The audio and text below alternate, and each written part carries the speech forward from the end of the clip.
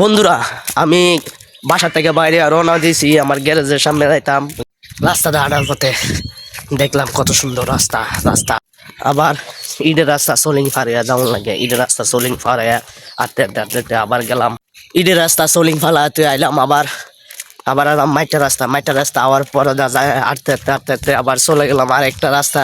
এই রাস্তা মাইটা রাস্তা ফালাতে আমি উঠলাম ফাঁকা রাস্তা উঠতে উঠতে উঠতে আটতে আটতে গেলাম আমার গ্যারেজের সামনে। যাইতাছি, যাওয়ার পথে আস্তে আস্তে চলে এলাম আমার গ্যারেজের গ্যারেজের দরজা লাগিয়ে দিই।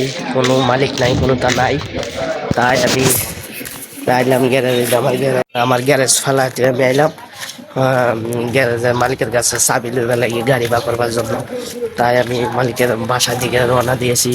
দেখেন মাঠটা রাস্তার মাঝে চাবি লইলাম, চাবি লই আমার গ্যারেজটা খুলবো। খোলার পরে অবশেষে বসলাম আমার গ্যারেজে দেখলাম একটা গাড়ি বা করুন লাগবে। এই গাড়িটা বা করিয়া পরে আমার গাড়িটা বা করুন লাগবো।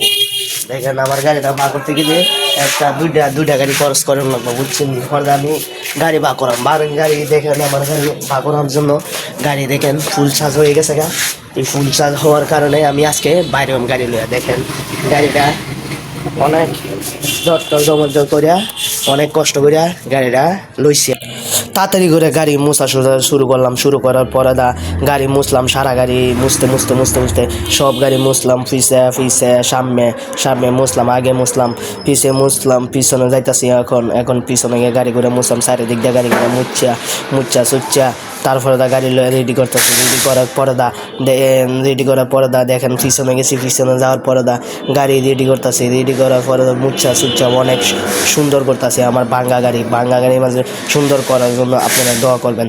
এটাই বাস্তব। পরে ভিডিও পাইতে আবার সাবস্ক্রাইব করুন।